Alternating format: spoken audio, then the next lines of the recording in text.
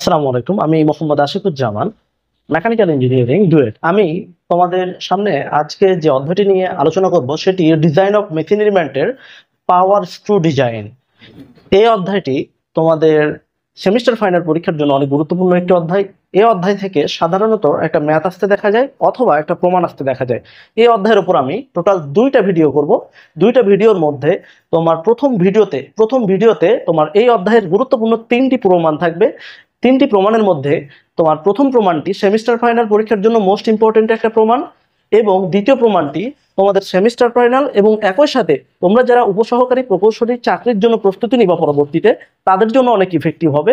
এছাড়াও 3 নাম্বার যে আরেকটা প্রমাণ করাবো সেই প্রমাণটিও তোমাদের সেমিস্টার ফাইনাল পরীক্ষার জন্য অনেক গুরুত্বপূর্ণ একটি প্রমাণ। তো এই ভিডিওটি শুরু করার পূর্বে আমি একটু কথা বলি, সেটি হলো যে এর আগে ডিজাইন অফ মেশিন এলিমেন্টের যতগুলো ক্লাস নেওয়া হয়েছে সবগুলো ক্লাস তোমরা খুব ভালোভাবে করবা।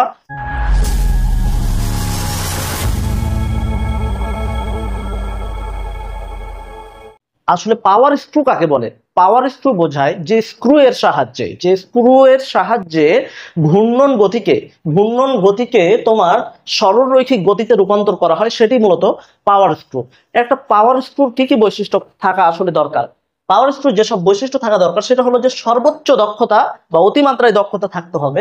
2 নম্বর কথা হলো ফ্রিকশন জনিত কারণে, একটা পাওয়ার স্ক্রুর ফ্রিকশন জনিত কারণে যে লস হয় এই লসটা সর্বনিম্ন মাত্রায় থাকতে হবে।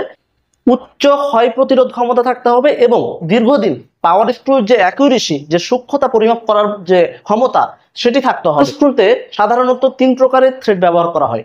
একটা হলো একমি থ্রেড ব্যবহার করা হয়, স্কয়ার থ্রেড এবং বাট্রেস থ্রেড ব্যবহার করা হয়। আর একটা থিওরিটিক্যাল টপিক নিয়ে আমি একটু কথা বলবো, সেটি হলো self locking screw. Self locking স্ক্রুটা কি? সেলফ লকিং স্ক্রুটা হলো, আমি একটু তোমাদের স্ক্রিনে দেখানোর চেষ্টা করছি। সেলফ লকিং স্ক্রুটা হলো যে স্ক্রু এর সাহায্যে একটা লোডকে একটি অবস্থান থেকে আরেকটা অবস্থানে নিয়ে যাওয়া হয়, অর্থাৎ উপরে উঠানো হয় অথবা নিচে নামানো হয়, এবং নামানো বা উঠানোর যে কোনো একটা পয়েন্টে গিয়ে কোনো প্রকার বল প্রয়োগ ছাড়াই উপরে বা নিচে নামে না, কোনো প্রকার বল প্রয়োগ ছাড়াই কিন্তু এই ঘটনাটা ঘটছে, তখন ওই স্ক্রুটিকে আমরা বলবো কি? Self locking screw. দেখো এই প্রমাণটা তোমাদের স্ক্রিনে দেওয়া আছে। পলিটেকনিকের সেমিস্টার ফাইনালের জন্য এই প্রমাণটা মোস্ট ইম্পর্টেন্ট একটা প্রমাণ। এটা সাধারণত রচনামূলক প্রশ্ন বা বড় প্রশ্নে এই প্রমাণটা আসতে দেখা যায়। এই যে চিত্রে এই ফিগারটাতে স্ক্রু জ্যাকের পরিধি বরাবর তোমার কি হচ্ছে, একটা হচ্ছে লোড প্রয়োগ করা হচ্ছে। লোড প্রয়োগ, এখানে পি বল প্রয়োগ করে হচ্ছে একটা লোডকে উপরের দিকে উত্তোলন করা হচ্ছে। এখন কথা হলো, যেহেতু ওজনটাকে উপরের দিকে তোলা হচ্ছে, তাহলে এই জায়গাতে হচ্ছে তোমার ফ্রিকশন উৎপন্ন হবে। এখন একটা বিষয়, সেটি হলো যে তোমার পরিধি বরাবর, এই যে স্ক্রু জ্যাকের যে পরিধি বরাবর যখন লোড প্রয়োগ করা হচ্ছে তখন উপরের দিকে উঠছে, আসলে যে সোজাসুজি ভাবে উপরে উঠছে বিষয়টা এমন না, একটু হেলানো ভাবে উঠছে। ওই হেলানো কোণটাকে আমরা আলফা ধরে নিয়েছি। ওই যে পি বলটা প্রয়োগ করা হচ্ছে, এই পি বলটা এই জায়গাতে দেখানো হচ্ছে। এখন এই আলফা কোণ উপরের দিকে যদি উঠে, বস্তুটি যদি উপরের দিকে উঠে, তাহলে ফ্রিকশন তার বিপরীত দিকে কাজ করবে, এই যে ফ্রিকশন ফোর্স। এবং বস্তুটার ওজন, এই যে ওজনটা দেখানো হচ্ছে এই হেলানো তল বরাবর সোজা নিচের দিকে কাজ করবে। আমরা জানি যখন আমরা ফ্রি বডি ড্র করি তখন হচ্ছে বস্তুর ওজন সোজা 90 ডিগ্রি বরাবর নিচের দিকে কাজ করে। তাহলে এই যে এখানে আলফা কোণ উৎপন্ন হয়েছে, রিয়াকশন, এই বস্তুটির জন্য রিয়াকশন ফোর্স হচ্ছে আরএল। রিয়াকশন ফোর্স এবং এই ওজনের সাথে এই কর্নারে যে কোণ হয় সেটি মূলত আলফা কোণ। এখানে আরেকটা বিষয় বুঝার আছে, সেটি হলো দেখো এই জায়গাতে তোমার এই যে সারফেসটা, এটা তো ভূমির প্যারালালে আছে, এবং এখানে যে বল প্রয়োগ করা হচ্ছে পি বল, এটা এই পি বলটি ভূমির প্যারালালে আছে। তাহলে দেখো এখানে যদি আলফা কোণ তৈরি হয়, এখানে যদি আলফা কোণ উৎপন্ন হয়, তাহলে এখানেও আলফা কোণ উৎপন্ন হবে। তোমরা হয়তো অনেকেই জানো এখানে যে কোণটি উৎপন্ন হবে ডাব্লু ওজনের সাথে, বস্তুর ওজনের সাথে রিয়াকশন ফোর্সের যে কোণ, একই কোণ উৎপন্ন হবে। অনেকেই হয়তো জানো, তবে তোমরা মেকানিক্সের ক্লাস করে আসবে, আশা করি এটা প্রবলেম হওয়ার কথা না। তারপরেও যদি কারো প্রবলেম থেকে থাকে যে এই আলফা কোণ এবং এই আলফা কোণ কেন সমান হলো, তাহলে অবশ্যই সেটি কমেন্ট সেকশনে জানাবো। আমি একটু অন্য আরেকটি ভিডিওর মাধ্যমে তোমাদের দেখিয়ে দেওয়ার চেষ্টা করব।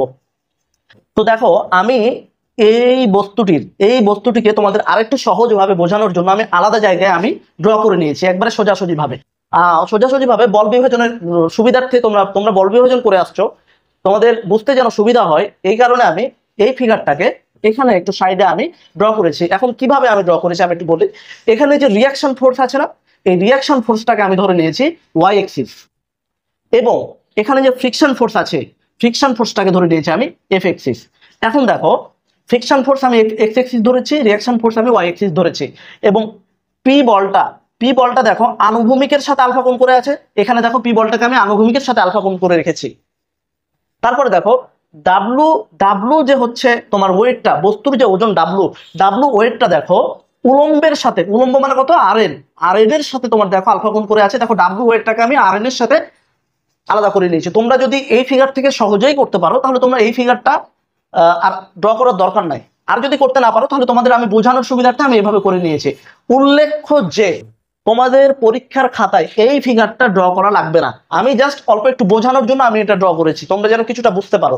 তাহলে দেখো আমরা কিচ্ছু করবো না, জাস্ট এই আরেকটা বিষয় সেটি হলো যে আমরা জানি এফ সমান মিউ আর, আমরা এফ সমান মিউ আর জানি, এটা হচ্ছে ফ্রিকশনের সূত্র থেকে তোমরা পড়ে আসছো। এখন আমরা এই ফ্রি বডি ডায়াগ্রামকে কেন্দ্র করে সামেশন অফ এফ এক্স করবো, তারপর এফ ওয়াই করবো। দেখো সামেশন অফ এফ এক্স যদি করি তাহলে দেখো summation of F x equal to 0, ডান দিকে আমরা পজিটিভ ধরলাম, ডান দিকে পজিটিভ। তাহলে ডান দিকে আমাদের কি কি বল কাজ করছে, দেখো এক নম্বরে এই পি আনুভূমিকের সাথে তোমার হচ্ছে আলফা কোণে আছে, তাহলে ওই দিকে ডান দিকে কাজ করছে P cos alpha, P cos alpha, P cos alpha. তারপরে তোমার দেখো বাম দিকে, এদিকে আর বল নাই, বাম দিকে একটা ফোর্স কাজ করছে মাইনাস এফ, এবং আরেকটা বাম দিকে বল কাজ করছে, সেটি হলো কি বাম দিকে কাজ করছে, তাহলে হচ্ছে W sine alpha minus W sine alpha. আর কি কোনো বল কাজ করছে? আর কোনো আমাদের বল কাজ করছে না, ইকুয়াল টু 0। আমরা এটা একটু সাজিয়ে যদি লিখি তাহলে P cos alpha equal to F plus W sine alpha. এটা সমান কি, আমরা জানি এফ সমান মিউ আর, আমি এই লাইনে একটু লিখে দিচ্ছি, এফ সমান মিউ আর এন, বা তাহলে এখানে এফ সমান মিউ আর এন লিখা যায়, এফ সমান মিউ আর এন এখানে লিখা যায়। তাহলে এটা আমাদের 1 নম্বর সমীকরণ। তো 1 নম্বর সমীকরণ যদি তোমরা বুঝে থাকো তাহলে এবার আমরা কি করব, সামেশন অফ এফ ওয়াই করব। সামেশন অফ এফ ওয়াই যদি করি, summation of F Y equal to উপরের দিকে positive, summation of F Y equal to 0, উপরের দিকে কি কি বল কাজ করছে, আর এন উপরের দিকে কাজ করছে। তারপরে কি কাজ করছে, পি বলের একটা উপাংশ নিচের দিকে কাজ করছে, মাইনাস নিচের দিকে যেহেতু কাজ করছে সুতরাং মাইনাস পি সাইন আলফা, তারপরে ডাব্লুর একটা ওজন নিচের দিকে কাজ করছে, আর আমরা কি ডিরেকশন দিয়েছি উপরের দিকে, তাই minus W cos alpha equal to 0। তাহলে আমরা এখানে আর এন ইকুয়াল টু আমরা লিখতে পারি, অতএব R N equal to P sine alpha plus W cos alpha. এটা আমাদের 2 নম্বর সমীকরণ। দেখো আর এন এর যে ভ্যালুটা, আর এন এর ভ্যালুটা আমরা যদি 1 নম্বর সমীকরণে এই জায়গাতে যদি আমরা বসিয়ে দিই, এই জায়গাতে যদি আমি আর এন এর ভ্যালুটা বসিয়ে দিই তাহলে আমরা কি পাই, আর এন এর ভ্যালুটা আমরা 1 নম্বরের সমীকরণে বসিয়ে দিব। আমি সামেশন অফ এফ এক্স এবং এফ ওয়াই থেকে যে 2টা আলাদা আলাদা সমীকরণ পেয়েছি, সেই 2টা আলাদা সমীকরণ আমি এখানে নিয়ে চলে আসছি। এবার আমি তোমার এই 2টা সমীকরণ থেকে আমরা একটু ক্যালকুলেশন করব, তাহলে আমরা কাঙ্ক্ষিত প্রমাণের দিকে চলে যাব। এখন আমরা কি করব, এখন আমরা 2 নম্বর সমীকরণে যে আর এন এর মান পেয়েছি, এই আর এন এর মানটা আমরা 1 নম্বর সমীকরণের এই জায়গাতে আর এন এর মানের জায়গাতে আমরা বসিয়ে দেব, তারপর ক্যালকুলেশন করব, আমাদের কাঙ্ক্ষিত প্রমাণ চলে আসবে। এখন আমরা দেখি মানটা বসাই, তাহলে 1 নম্বর সমীকরণে যদি মান বসিয়ে পাই তাহলে 1 ও 2 হতে যদি পাই তাহলে 1 নম্বরে দেখো P cos alpha equal to mu into R N এর মান কত, R N equal to P sine alpha, P sine alpha plus mu P sine alpha plus mu W cos alpha. তারপরে আছে প্লাস, তারপর আমাদের প্লাস, তারপরে আছে W sine alpha. এবার কি করব, আমরা পিটাকে এই পারে নিয়ে আসবো, ডাব্লু গুলোকে আমরা এই পারে রাখবো। তাহলে পি যদি এই পারে আসে, 2 জায়গা থেকে দেখো পি কমন যায়, পি কমন নিলাম, কজ আলফা সমানের এই পারে যদি আসে তাহলে minus mu sine alpha equal to, আমরা এবার এখানে কি করব, এখানে আমরা মিউ, তোমার এখানে ডাব্লু কমন যায়, ডাব্লু কমন নিলাম, তারপরে mu cos alpha plus sine alpha. এবার আমরা কি করব, এবার আমরা জাস্ট পিটাকে এই পারে রাখবো, তারপরে এই যে টোটাল এই মানটা এই পারে পার করে দিব। পি যদি সমানের এই পারে রাখি তাহলে এখান থেকে লেখা যায় W into mu cos alpha plus sine alpha, তারপরে cos alpha minus mu sine alpha. এই ছিল আমাদের মান। আমাদের দেখো প্রমাণে ডাব্লু আছে, আমরা ডাব্লু নিয়ে কোনো কাজ করব না। এখন একটা সূত্র আছে, তোমরা ফ্রিকশন থেকে পড়ে আসছো মেকানিক্সে, mu equal to tan phi, mu equal to tan phi। আমরা মিউর জায়গাতে tan phi এর মানটা জাস্ট বসিয়ে দিব। মিউর জায়গাতে যদি tan phi বসাই তাহলে W into tan phi into তারপরে কজ আলফা আছে, কজ আলফা দিয়ে দিলাম plus sine alpha divided by cos alpha minus মিউর জায়গাতে কি tan phi into sine alpha. এবার আমরা কি করব, এবার tan phi ইকুয়াল টু আমরা জানি tan সমান আমরা কি জানি, tan থিটা সমান sin theta by cos theta. তাহলে w into sin phi divided by cos phi into cos alpha plus sin alpha আছে, sin আলফা আমরা লিখে দিলাম।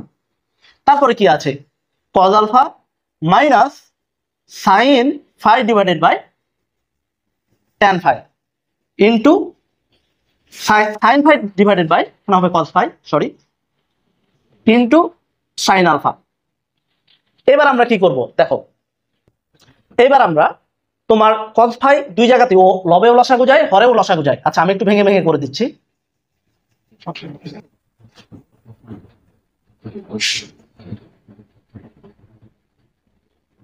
তোমার লবে যদি cos phi লসাগু যায়, cos phi যদি লসাগু যায় তাহলে লবে লেখা যায় sin phi into cos alpha, sin phi into cos alpha plus cos phi into sin alpha, cos phi into sin alpha.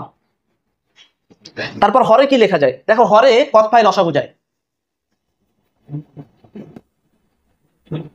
হরেও cos phi লসাগু যায়। হরে যদি cos phi লসাগু যায় তাহলে আমরা এখানে কি লিখতে পারি cos alpha cos phi, cos phi cos alpha minus আছে মাইনাস ইন্টু এই cos phi cos phi কেটে যায় sin alpha sin phi, sin phi sin alpha, cos phi কেটে যায়। এখন আমরা এই যে অবশিষ্ট যেটুকু থাকছে এটা আমরা উপরে লিখছি। দেখো আমরা এবার হচ্ছে কাটাকাটি করার পর এই পার্টটুকু থাকে, তারপরে আমরা ডাব্লু লিখলাম। এবার দেখো এখানে sin a প্লাস বি এর সূত্র হয়ে গেছে, সেটা হলো sin a cos b plus cos a sin b। তাহলে হচ্ছে আমরা লিখতে পারি sin a বলতে আলফা আর b বলতে phi ডিভাইডেড বাই নিচে আছে cos a cos b minus sin a sin b। এটা হচ্ছে cos a প্লাস b এর সূত্র হয়ে গেছে, তার মানে cos আলফা প্লাস phi। তাহলে w থেকে যা হলো sin বাই cos, তার মানে কি tan আলফা প্লাস phi। এটি আমাদের কাঙ্ক্ষিত প্রমাণ। প্রমাণটা অত্যন্ত সহজ ছিল, তো আশা করি তোমরা প্রমাণটা বুঝে থাকবে। তোমাদের বইয়ে আচ্ছা এখানে আমি পি দিয়ে করেছি, তোমাদের বইয়ে প্রমাণটা এফ দিয়ে করা আছে। এটা আমি আসলে প্রথম দিকে দেখা হয়নি, প্রশ্নে যদি এফ দিয়ে বলা থাকে, আমি যত জায়গায় এফ পি লিখেছি, যত জায়গাতে আমি পি লিখেছি সব জায়গায় তোমরা এফ দিয়ে দিবে। আশা করি তোমরা প্রমাণটা বুঝে থাকবে। এই প্রমাণটা যদি বুঝে থাকো তাহলে আমি পরবর্তী প্রমাণে চলে যাব। পরবর্তী যে প্রমাণটা সেটি আসলে তোমাদের চাকরি পরীক্ষার জন্য খুব একটা গুরুত্বপূর্ণ না, তবে তোমাদের সেমিস্টার ফাইনালের জন্য একটা গুরুত্বপূর্ণ একটি প্রমাণ। এই প্রমাণটি মাঝে মাঝে আসতে দেখা যায় সংক্ষিপ্ত প্রশ্ন আকারে। প্রমাণটি হলো যে তোমরা স্ক্রিনে দেখতে পাচ্ছ, সেটি হলো যে বর্গাকার স্ক্রু থ্রেডের দক্ষতার সাথে উত্তোলিত লোডের কোনো সম্পর্ক নাই। তার মানে আমরা একটা এফিসিয়েন্সি বের করব, ওই এফিসিয়েন্সির কোনো জায়গায় আমরা লোডের কোনো কাহিনী দেখব না, অর্থাৎ ওই জায়গাতে লোডের যে মানটা আছে বা ডাব্লু যদি আমরা বিবেচনা করি লোডকে, তাহলে সেটা আমরা দেখতে পাবো না। আমরা আসলে এটাই প্রমাণ করব। দেখো আমরা কিছুক্ষণ আগে একটা প্রমাণ করলাম, F equal to W tan alpha plus five. আমরা যে এই প্রমাণটা বের করেছিলাম, আমরা ফ্রিকশন বিবেচনা করে আমরা এই প্রমাণটা বের করেছিলাম, তাই তো নাকি? ফ্রিকশন বিবেচনা করে। আচ্ছা, এখন কথা হলো যে এখানে যদি ফ্রিকশন না হয়, ফ্রিকশন উৎপন্ন যদি না হয়, স্ক্রু জ্যাকের ক্ষেত্রে আমরা মানে একটা বস্তুকে নিচের দিক থেকে উপরের দিকে ওঠানোর সময় যদি ওই জায়গাতে ফ্রিকশন না হয়, তাহলে আমরা কি এটা লিখতে পারি না, এফ সমান ডাব্লু ট্যান, ফ্রিকশন হচ্ছে না, তার মানে শুধুমাত্র কি আলফা। আচ্ছা, দক্ষতা সমান আমরা কি জানি? দক্ষতা সমান আমরা জানি যে তোমার প্রয়োজনীয়, দক্ষতা সমান আমরা জানি যে প্রয়োজনীয় আদর্শ বল, আমরা এটাকে একটা এফ দিলাম আর একটা এফ প্রাইম দিলাম, প্রয়োজনীয় আদর্শ বল ডিভাইডেড বাই বাস্তবে প্রয়োজনীয় বল। বাস্তবে প্রয়োজনীয় বল টোটাল কত হচ্ছে তোমার দেখো তো, এফ। তাহলে আমরা এই মানটা যদি এখানে বসাই, তাহলে দেখো W tan alpha divided by F এর মান যদি এখানে বসাই, তাহলে W tan alpha plus five. দেখো এখানে ডাব্লু এবং ডাব্লু কেটে যায়, তাহলে টোটাল ইফিসিয়েন্সি সমান, তাহলে আমরা কি লিখতে পারি? ইফিসিয়েন্সি সমান আমরা লিখতে পারি tan alpha divided by tan alpha plus five. এই ছিল আমাদের কাঙ্ক্ষিত প্রমাণ।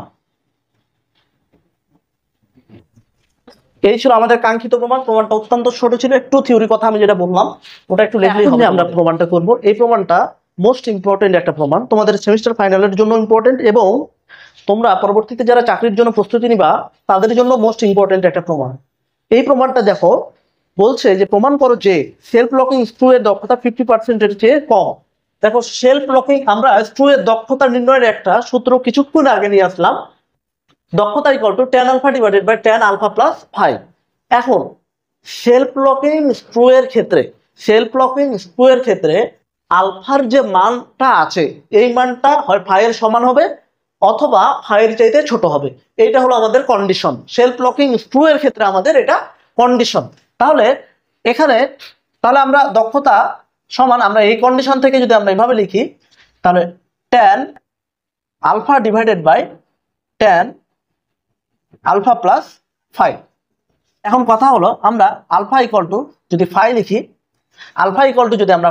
এখানে, তাহলে লেখা যায় tan phi divided by tan phi plus five.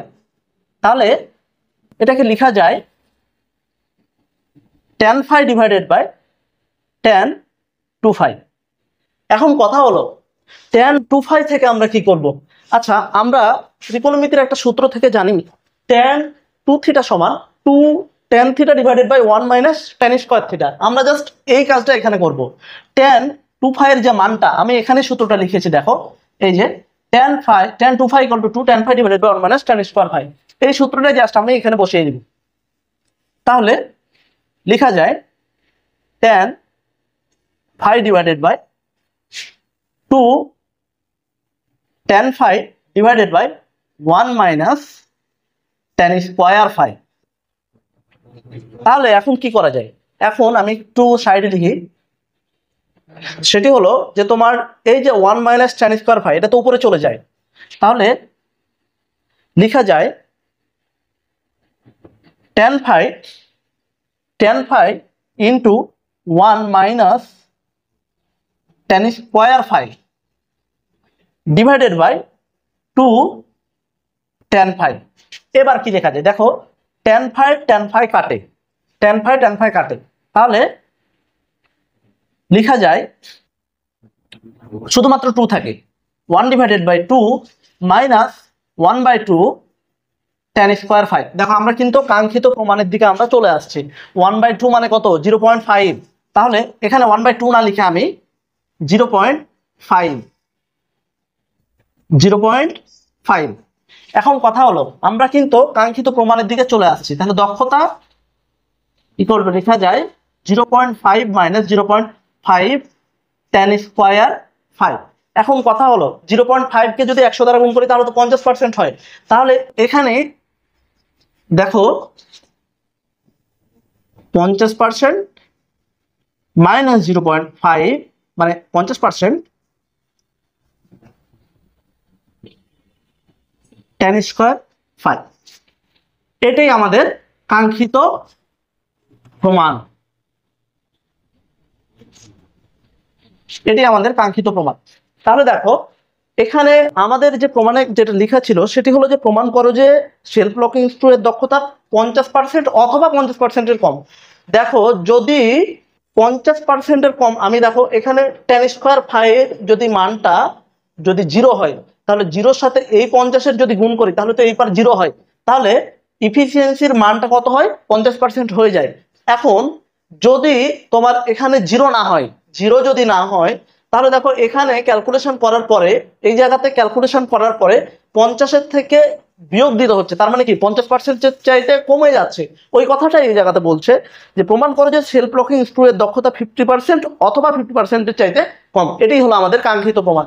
প্রমাণটা অত্যন্ত সহজ ছিল, আশা করি তোমরা এটা বুঝে থাকবে। তো এই প্রমাণটা তোমরা যদি বুঝে থাকো, তাহলে আমি এরপরে যেটি করব সেটি হলো ম্যাথ করার জন্য কিছু সূত্র লিখে দিব এবং কিছু বেসিক লিখে দিব এবং ওইটার আলোকে তোমাদের ম্যাথ করাবো।